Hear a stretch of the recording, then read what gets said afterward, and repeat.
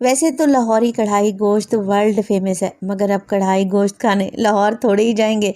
क्यों ना आप लोगों से एक ऐसा तरीका शेयर करूं जिससे लाहौर वाला जायका आपको घर में ही मिले। अच्छा, मेरे हस्बैंड बीफ मटन शौक से खाते हैं, मगर बच्चे नहीं खाते तो मुझे डबल परेशानी रहती है। हस्बैंड के लिए बीफ या मटन और बच्चों के लिए चिकन। मगर ये रेसिपी जब से मैंने बनाई है, यकीन करें बच्चे भी मटन बीफ आराम से खा लेते हैं। तो यहाँ पर ले लिया है मैंने मटन, जिसमें डाल दिया है मैंने नमक, हल्दी और टमाटर। अदरक और लहसुन का पेस्ट भी ऐड करेंगे। बस ये कुछ भी नहीं करना, डालें इसमें पानी और मटन या बीफ को गलाने के लिए चढ़ा दें। कम मसालों के साथ मटन की ये लाहौरी कढ़ाई गोश्त आपको बहुत ही पसंद आएगा। मैं आपको मटन चेक करवा देती हूँ, एकदम सॉफ्ट और गला हुआ है, और ऐसा ही मटन हमें कढ़ाई गोश्त के लिए चाहिए। तो बस जी अब इसमें डालेंगे ऑयल और इसकी अच्छी सी भुनाई करेंगे, मगर साथ के साथ इसमें बाकी मिर्च मसाले भी ऐड कर देंगे।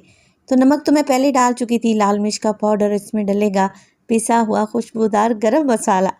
इन्हीं 4 से 5 मसालों का ही चक्कर है और ये गेम चेंजर हैं। यकीन करें, इतना कोई लजीज कढ़ाई गोश्त बनकर तैयार होगा ना, बाकी कढ़ाई गोश्त की रेसिपीज़ तो आप भूल ही जाएंगे। तो जब तक मटन अच्छे तरीके से भुन रहा है, दही में मैंने जल्दी जल्दी से क्रीम को मिक्स कर लिया। टेट्रा पैक की क्रीम है, हर जगह से आपको आसानी से मिल जाएगी। मिक्स करें, दही की गुठलियों को ख़त्म करें। अब जो मटन हमने अच्छे तरीके से भून लिया है, दही और क्रीम का मिक्स इसमें डाल देंगे। अच्छा, ये रेसिपी रेस्टोरेंट्स की मोस्ट वांटेड रेसिपी है, तो एक बार बनाना तो लाजमी है। मिक्स करें और 2 से 3 मिनट के लिए मज़ीद कुक कर लें, ताकि दही का कच्चापन ख़त्म हो जाए। ग्रेवी बनाना चाहते हैं तब भी वेल एंड गुड है, अगर बिल्कुल ड्राई रखना चाहते हैं मटन को तब मज़ीद पका लें। आखिर में डालेंगे हरा धनिया, बारीक कटी हुई हरी मिर्चें और जूलियन शेप में कटी हुई अदरक। तो देखें, लग रहा है ना टेस्टी कढ़ाई गोश्त। ये रेसिपी जब आप बनाएंगे, घर वाले आपके फ़ैन हो जाएंगे।